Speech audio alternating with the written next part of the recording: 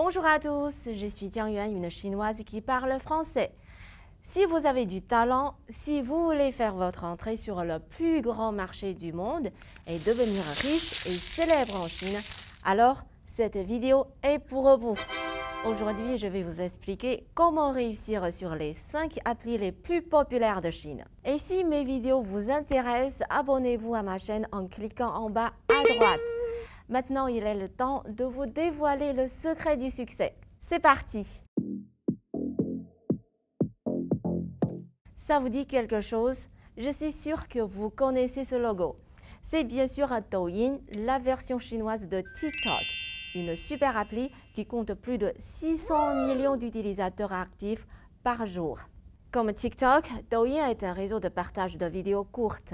Si vous êtes créatif ou talentueux, je vous conseille d'essayer directement Douyin. Les Chinois ont plus de curiosité pour le contenu posté par des étrangers à cause des différences culturelles et aussi parce que nous sommes toujours à la recherche de nouveautés. En plus, les Chinois sont plus tolérants envers les étrangers et les encouragent plus facilement. Donc, même s'ils proposent le même genre de contenu, les étrangers ont plus de chances de réussir sur Douyin que sur TikTok. Vous ne me croyez pas? Alors regardez ces étrangers devenus des stars de Douyin. L'Ukrainien Alex Kost a plus de 16 millions de followers. Il est beau et il danse bien. Alors il a non seulement beaucoup de fans chinois, mais il a aussi reçu beaucoup de propositions d'émissions. Bagger Bart, un ancien YouTuber américain, cumule plus de 11,5 millions de followers. Après s'être développé sur YouTube, il s'est tourné vers le marché chinois et il fait des reprises des chansons chinoises.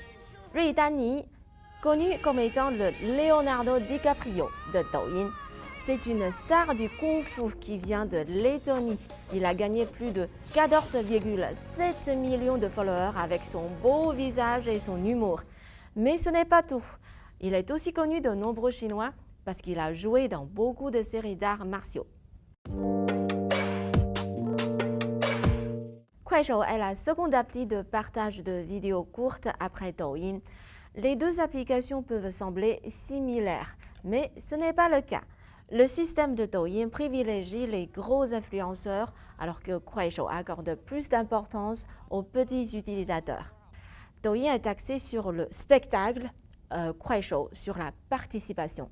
Les utilisateurs de Douyin sont en grande majorité des jeunes actifs des grandes villes. Kuaishou, en revanche, attire un public plus large provenant des villes moyennes et petites. Actuellement, il y a peu d'étrangers parmi les stars de Kuaishou. Et pour les étrangers qui veulent se développer sur le marché chinois, Kuaishou offre un potentiel énorme et un plus grand espace d'expression. Weibo est considéré comme le Twitter chinois, mais en fait, c'est plus un mélange de Facebook et Twitter. Ce réseau compte plus de 500 millions d'utilisateurs actifs. Sur cette plateforme, on trouve de tout. Actualité internationale, actualité people, vidéos humoristiques toutes simples, vidéos au contenu élaboré et de qualité. Beaucoup de blogueurs étrangers se sont fait connaître en Chine via cette plateforme. Par exemple, le blogueur américain 我是郭杰瑞, en français je suis Guo Jierui, a 5 millions de fans sur Weibo. Il a d'abord décidé de faire des vidéos parce qu'il aime la culture et la cuisine chinoise et c'est plus tard qu'il a commencé à faire des vidéos comparant les cultures chinoises et américaines. Il a même créé sa propre marque de café qu'il vend en ligne. Il y a aussi un groupe d'étrangers que les Chinois adorent, la Waiguoren Yanjiu Xuehui, l'association de recherche des étrangers. Le directeur de l'association est l'Israélien Race Galor et la directrice adjointe est l'Américaine Lila. Ce groupe d'étrangers venant des 4 coins du monde participe activement au débat sur la vie culturelle chinoise. Ils ont 5,98 millions de fans sur Weibo.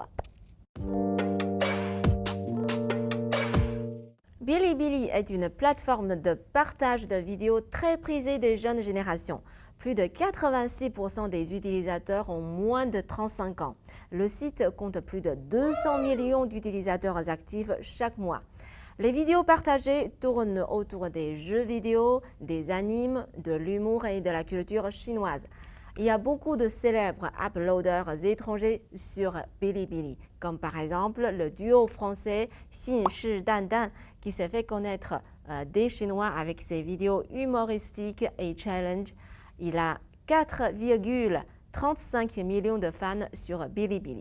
Uploader canadien Jared, surnommé le Hainanais par les internautes, fait principalement des vidéos versus humoristiques et a 1,91 million de fans.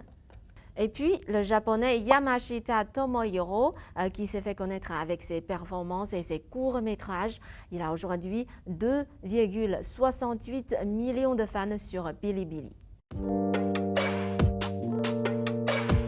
Xiaohongshu est un réseau social très apprécié des jeunes. Il compte plus de 200 millions d'utilisateurs actifs et plus de 72% des utilisateurs ont moins de 30 ans. On y trouve des vidéos de maquillage, de mode, de fitness, de cuisine, de tests de produits.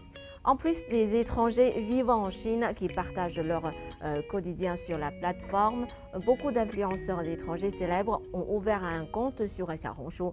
Par exemple, l'influenceuse fitness Pamela Reif a déjà 7,62 millions de fans sur Xiaohongshu, presque autant que sur sa chaîne YouTube.